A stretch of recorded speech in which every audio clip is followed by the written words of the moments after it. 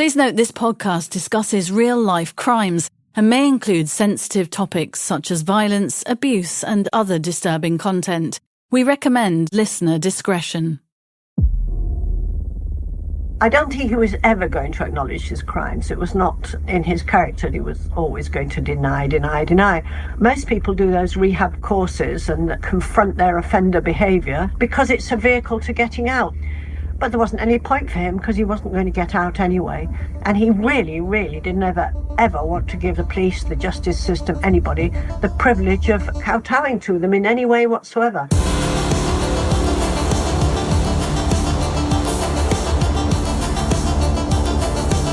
I'm journalist Helen Fospero. I'm crime reporter Martin Brunt. And this is True Criminals. A journey into the darkest corners of the criminal underworld with insights from decades of true crime reporting. The stories behind the stories, plus exclusive interviews with those closely involved in notorious cases. Re-examining crimes so shocking they still haunt our imaginations.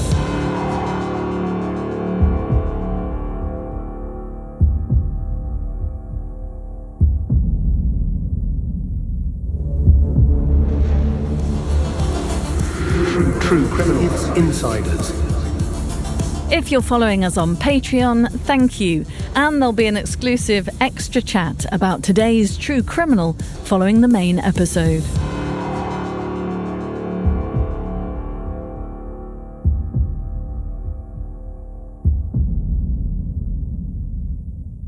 Hyde, Greater Manchester, 1998. A trusted local doctor. 15 confirmed murders of his elderly patients, and the terrifying possibility that there were hundreds more victims. Sometimes monsters wear stethoscopes.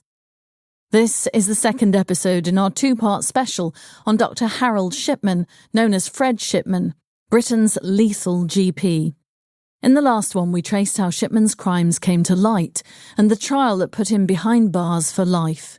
In this episode, we'll talk about what became of Shipman after his conviction, his years in prison and shocking suicide, and how his taking of his own life denied the world any further answers.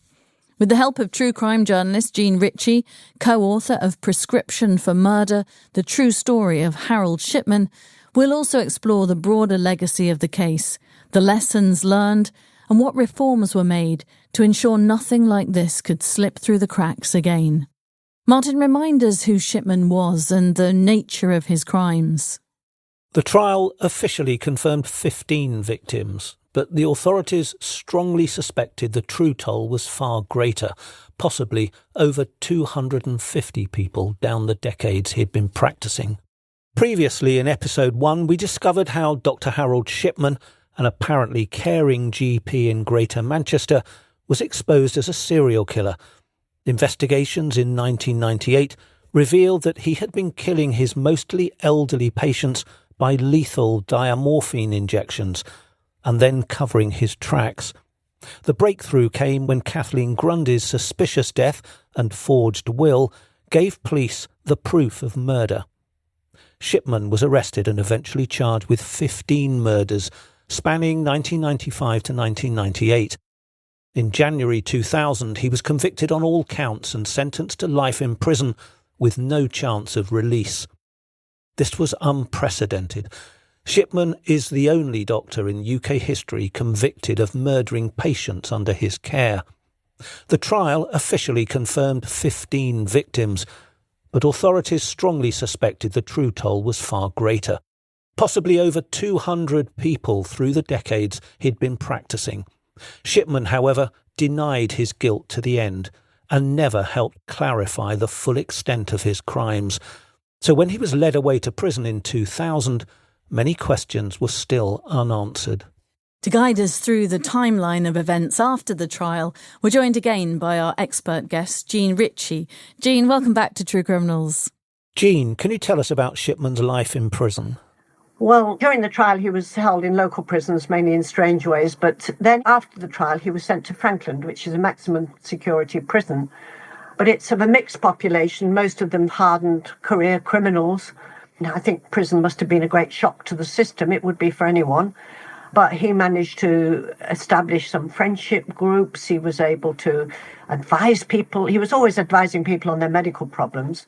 There would be a queue of people wanting to consult him because obviously the medical resources in prison are always tight. And I think whilst he did not get on with prison at all, he found that Franklin, with his television in his cell and his radio and reasonable company among the other prisoners, was not too bad.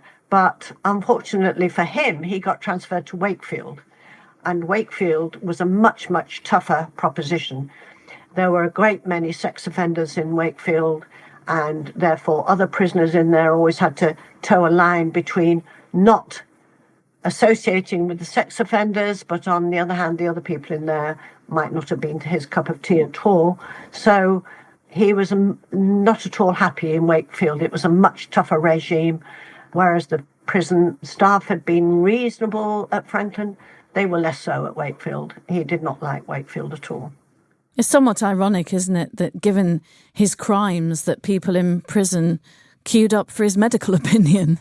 Well, I think I said when we were talking previously that he was a good doctor if he wasn't killing you.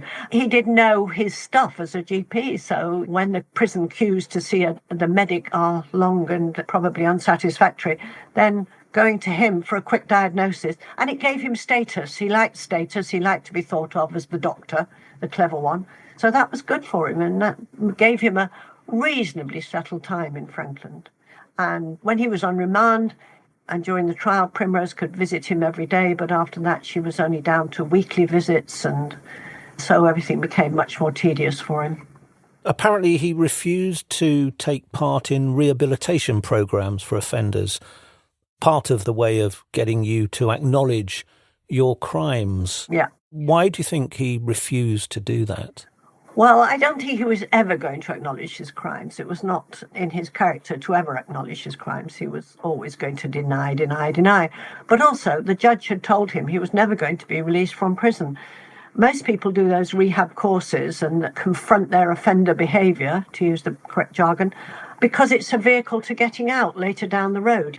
If you've been shown to behave in prison and to take note of your crimes and do everything you can to ameliorate them. But there wasn't any point for him because he wasn't going to get out anyway. And he really, really didn't ever want to give those people, as he thought of them, the police, the justice system, anybody, the privilege of kowtowing to them in any way whatsoever. In the same way that he treated the police with arrogance, he treated everybody in prison with arrogance.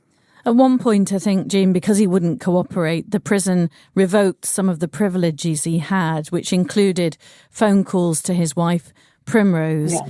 And then shortly after that, something snapped in Shipman's mind, didn't it? Yes, I think so.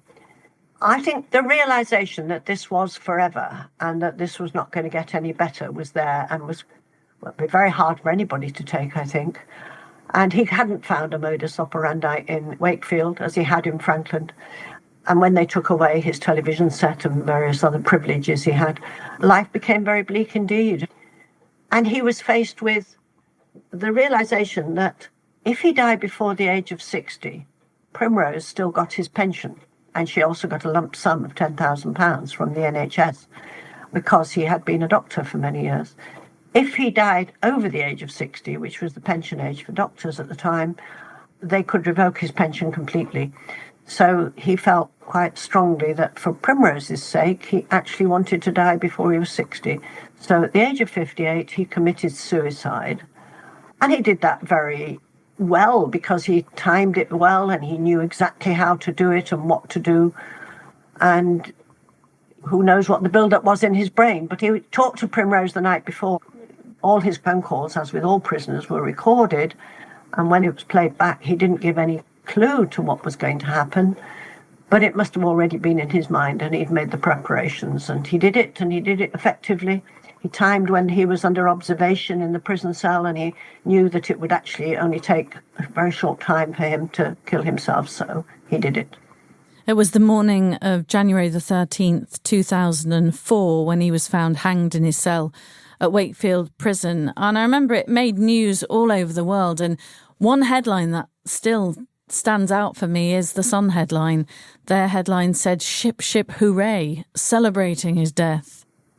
Well, of course, that was a natural for a tabloid headline, wasn't it? A lot of people felt he cheated because they thought he would one day tell the truth. But the actual fact was he was never going to tell the truth. And in fact, he probably couldn't remember all those murders he'd committed years ago that were never ascribed to him but were suspicious. So I don't think they were ever going to get satisfaction. So unlike some crimes when somebody commits suicide, there wasn't a feeling that there was a great deal more that could have been got out of him. And that was it, really. He'd gone. It's not easy to hang yourself in prison. Do you remember the details of exactly what he did? Yeah, he pulled the curtain around him and he put it round his shoulders, so maybe just for his own privacy or something, and he hanged himself with a cord. And he knew he could do it within 4 minutes, and the visits from the guards, the prison officers, were a much bigger interval than that, and so he knew he could successfully do it. His medical knowledge came in handy. Many of his victims' families said that in some ways they felt cheated by his suicide. At the end of the day, he had the final control, didn't he? And it didn't give them the chance to find out any more of the details or the truth, and I guess the truth died with him. Realistically, he was never going to give those details. So in a way, they were cheated, but they weren't, because he was never, ever going to give them. And he probably genuinely couldn't remember those early days anyway, 20 years earlier, what he'd been doing. But he wouldn't own up. So they weren't cheated in that sense, but they were cheated in the sense that they wanted to see him punished. And he was being punished, I suppose. But he, again, took control. He was a very controlling man, and control was one of the things he sought. And he had control over life and death. And he had been doing that since leaving medical school. He had been playing God, choosing between life and death for all those patients he killed. And at that moment, he chose between life and death for himself. We've mentioned that Sun splash headline, Ship, Ship, Hooray, but that was quickly followed by the Home Secretary, David Blunkett, who said you wake up one day and you're told Shipman's topped himself and you think, is it too early to open a bottle? It's extraordinary how people celebrated Shipman's death. Yeah. He was the biggest serial killer in the world, bar none. There's some vague claim to somebody in South America, but it's not documented.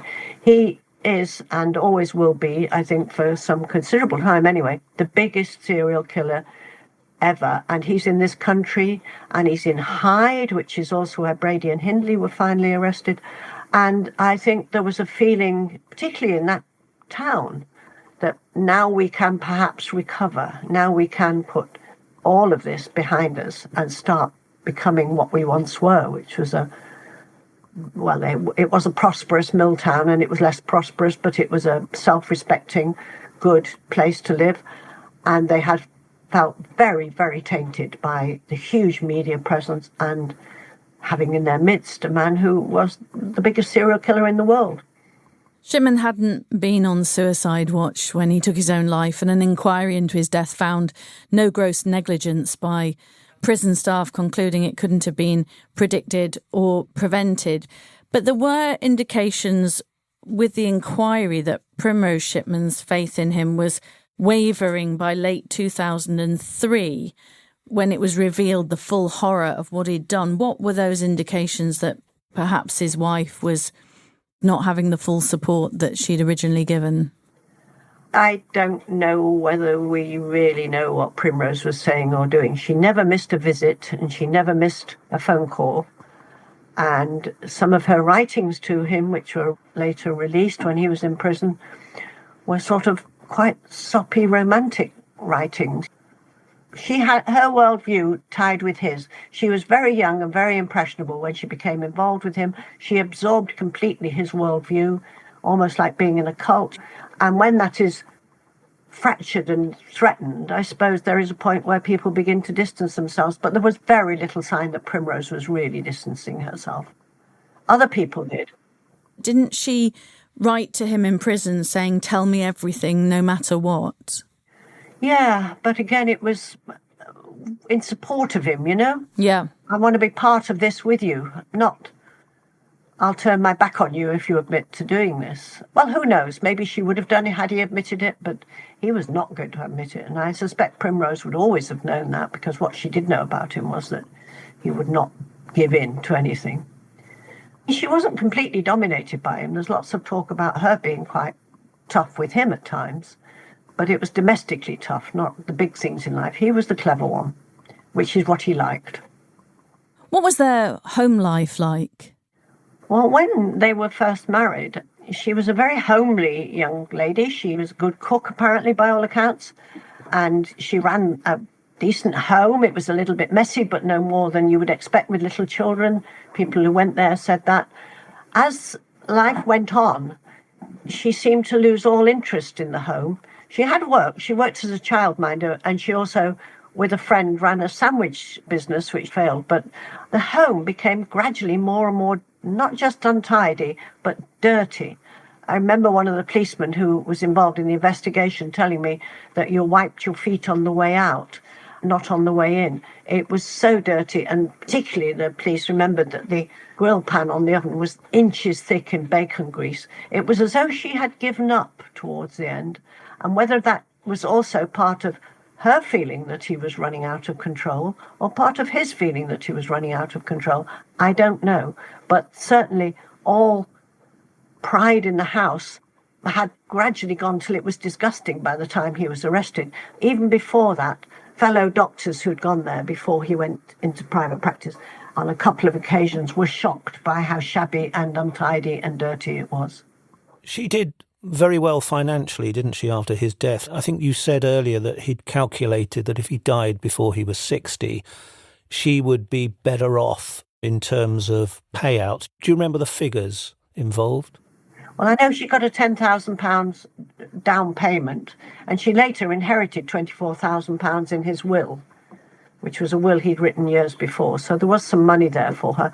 And remember that this is quite a while ago when houses up north were a lot cheaper than they would be now, and certainly would be in the south of England.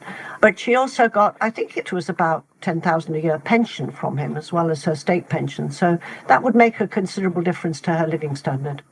What was interesting is that Shipman's body remained unclaimed for a while, didn't it? Well, there was the problem about what do you do with it. We all know from previous cases, you've talked about the West, we talk about Brady and Hindley, the bodies have got to be somewhere that people will not know or find or do anything with.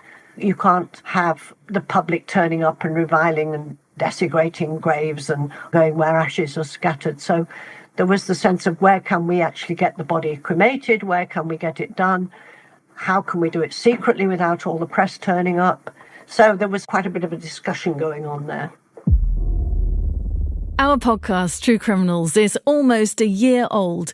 Thank you to all those on Patreon and to our listeners who followed us over the year and heard stories that have ranged from serial killers like Fred West and Myra Hindley to ongoing mysteries like the disappearance of Madeleine McCann and Lord Lucan, to robbers including Playboy thief Valerio Vice and Great Train mastermind Bruce Reynolds. As a Christmas special, we want to answer your questions about our previous episodes. Ask us anything you want, and Martin and I will try to answer. Send us your thoughts to contact@audiobleachglobal.com. Even as Shipman sat in prison, the government had set up the Shipman Inquiry, led by Dame Janet Smith, to investigate all deaths certified by Shipman and to recommend reforms. That process began in 2001 and continued through 2004, with reports still coming out after his death. So let's turn to what the inquiry found and how it changed things, because if there's any silver lining in this horrible story, it's the changes that came in to prevent anything similar from happening again. There were several reports published. Jean, can you give us a broad overview of the inquiry and really in terms of the extent of his crimes that it revealed? The first stage of the inquiry looked at the extent of his crimes, and it examined, well, they had massive amount of evidence in front of them. There are 20,000 pages of witness statements, and they looked at a huge number of deaths. And the conclusion was that there were about 250 they could definitely say were definite murders. There were another 60-odd that were highly suspicious. And then there was a huge tranche where she did not have enough evidence, because you have to remember that the very early crimes, the ones that happened at Todmorden, Pontefract before, there were no computers, there were no computerized records in those days. It was all paper records, and paper records get lost or destroyed over time because they take up a lot of storage space. And many of those early deaths, which were suspicious, but there was not enough evidence for her to say so. So we would say confidently that he killed well over 300 people, but we can only say with the evidence of the inquiry that it's around 250 that are definitely ascribed as murder to him. It's interesting, isn't it? Dame Janet Smith even suspected that Shipman may have begun murdering patients as early as 1971 when he was a young hospital intern, possibly including a 4-year-old girl in those early years, though the evidence, as you were suggesting there, wasn't conclusive, which really does make him one of the biggest serial killers. No, they couldn't actually establish anything really from Pontefract Hospital.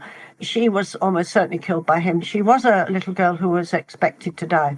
I think his first few crimes, almost as though he was easing himself in, he chose people who were in some way terminal or certainly quite seriously ill.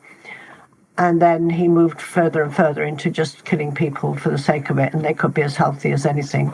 And really, he didn't have a particular predilection for old people or women. There are more old women than anything else in the demographic, but that's simply because they're the people you find on their own at home in an afternoon.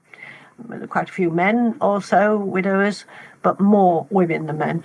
He would have killed anybody. He just wanted the opportunity, and the easiest opportunity was to make a house call in the afternoon. But yes, there are many, many cases that probably he did it. We'll never know.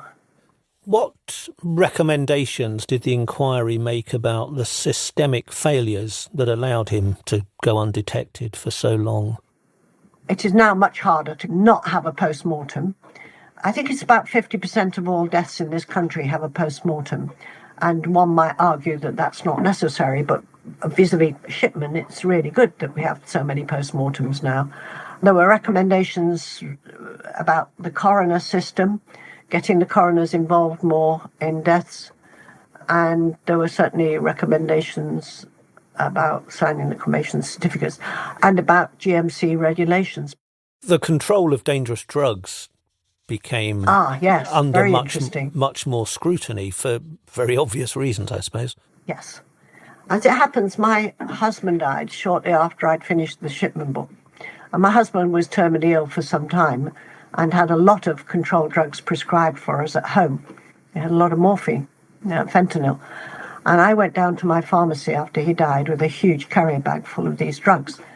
And there was a young girl on the pharmacy desk, and she just took the carrier bag from me. And in my Shipman outrage, I said, no, these are controlled drugs. They were signed out. I want to see them signed back in. Because that's what he was doing. He was taking drugs off people, saying, oh, well, I'll pop these back to the pharmacy for you. And that's how he was getting a lot of his drugs. So I was rather indignant about the way I was treated. But yes, it became much more stiff about control of drugs. I'm sorry for your loss, Jean, and that must have been very difficult at that time. Very, very, very sad. It also, I think, the Shipman case also impacted how patients view that doctor-patient relationship. There was a new scepticism, which isn't necessarily a bad thing if it means people ask questions and doctors remain vigilant. I think doctors now tend to document visits and patient conditions in excruciating detail, particularly because if anything else looked odd, they want the record to be crystal clear. That caution, I suppose, is part of what Shipman's left behind. Yeah.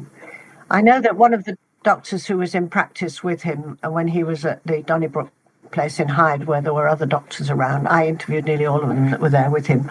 And what sticks in my mind completely, one doctor was very articulate, and he said to me, I really didn't like him. I really didn't like him. He did some nasty things to his fellow GPs there. He said, but I didn't think he was killing people. I didn't like him, but I didn't think he was killing people. And that doctor also gave me another insight into how he came to be able to kill people. He said that when you train as a doctor, you have to distance yourself from the flesh of the person you're treating and the personality of the person you're treating. So the first time as a trainee doctor that you go into surgery and you actually have to plunge a knife into what looks like healthy flesh, which you have to learn to do, he said that is a very, very difficult thing to do. And the only way to do it is to create a barrier between yourself and what you are doing. And Shipman could do that. He could distance himself from these old ladies whose grandchildren he knew and cats he knew, and the actual reality of killing their bodies. I just wondered, Jean, having been immersed in this story for so long, I know you were on a deadline, the book was due out to coincide with just after the end of the trial, but what were the things that you take away from that time when you immersed yourself in Shipman's life? What are the things that you perhaps found most shocking or memorable or surprising? I think probably that there is that disconnect between the human being and the flesh, the body. I took away the feeling of how easily he was able to operate and be adored. I had people say to me, I adore him, and I'm waiting for his defence because you will all see that he was innocent. There were people who were so entrenched in their belief of Shipman, and that will stay with me. But also, I think the police involved. I think the police handled this case very, very sensitively, very well. All the top policemen on this case were all very, very professional and very good. And they handled this extremely well. And I think one of them, Stan Edgerton, who I came to know quite well, lived in Hyde. And I think he found it really shocking to live among people who, at the time he was investigating Shipman, no longer wanted to speak to him because they thought Shipman was wonderful. Jean, the Shipman case clearly had a profound effect on you. You produced, with your co-writer Brian Whittle, a great book. So thank you again for your insights into the Shipman case and its long aftermath. Thank you for joining us on True Criminals. Yeah, it's been fascinating, Jean, to listen to the story in such details over these last 2 episodes with lots of aspects and details I didn't know about. So it's been a pleasure to have you on True Criminals. Thank you so much. Thank you. Martin, what an incredible guest. She was amazing. Amazing recall, but very vivid in her memories. Interesting, isn't it, when you interview true crime authors like that? You live and breathe the crimes that you cover, but she literally lived in Shipman's mind and his victims' minds for the best part of a year. She did, under great pressure, having absorbed all those grim details from the trial, then had to produce a book. And in those circumstances, you're always under huge pressure because everybody wants to come out with the first book because you know there'll be other authors writing books. So a great testament to her ability as a journalist and as an author, and a great broadcaster, as we've discovered. Very great broadcaster, very eloquent. Also, what I found quite interesting is she said that people were lining up to chat to her and wanting to share their memories, but all claiming that they knew Shipman really well, but that she knew how well they knew him if they knew that he actually went by the name Fred, which I didn't know. I've only ever heard of him being called Harold Shipman. Well, that's true for most people. I was aware that he liked to be known as Fred, and how many people called him Fred, I don't know. Maybe Primrose and some close friends, maybe some of his patients, but he'll always be Harold Shipman to true crime viewers. It feels appropriate to take a moment to remember Shipman's victims, and I know that's something that working in crime you're always very mindful of. It wasn't just those he murdered, but their friends and families who should have had more years with their loved ones. Each case a profound betrayal of trust. Families brought in Shipman to care for their mothers, fathers, their grandparents, and he repaid them with murder. And the scale of grief he caused is immeasurable, impacting hundreds of people.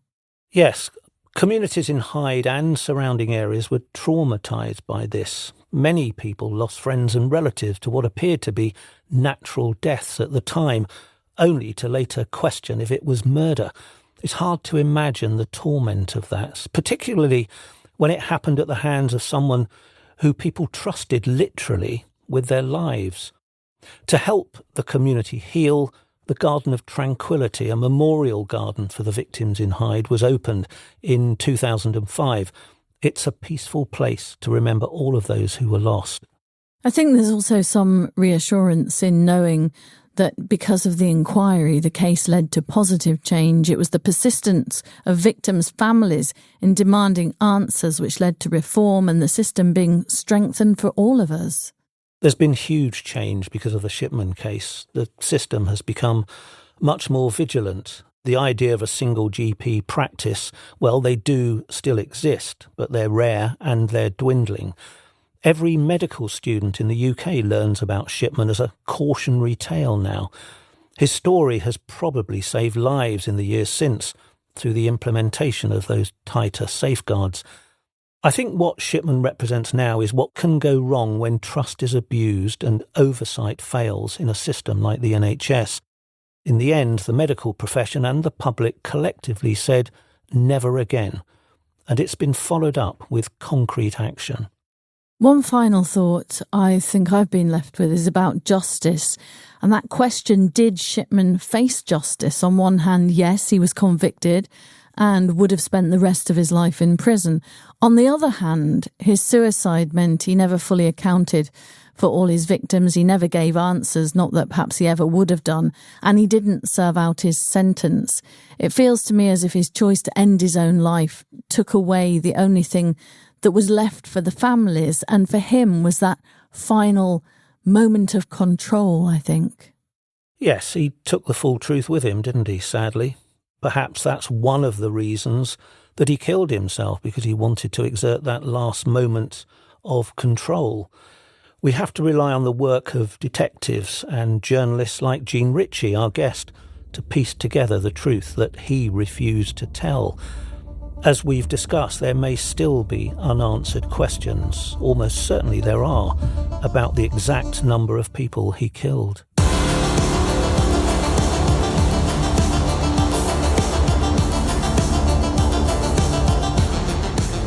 Welcome to our new Patreon followers. Thank you for joining. Just to remind listeners, if you want to hear the episodes ad-free, you can. Head over to patreon.com/True Criminals. Stay with us for 3 months at Patreon and we'll send you a free True Criminals mug. Martin and I haven't even got one of those yet. Your support means everything to us. If you're enjoying the podcast, please take a moment to leave us a review. It helps us grow, reach new listeners, and keep bringing you the stories you love.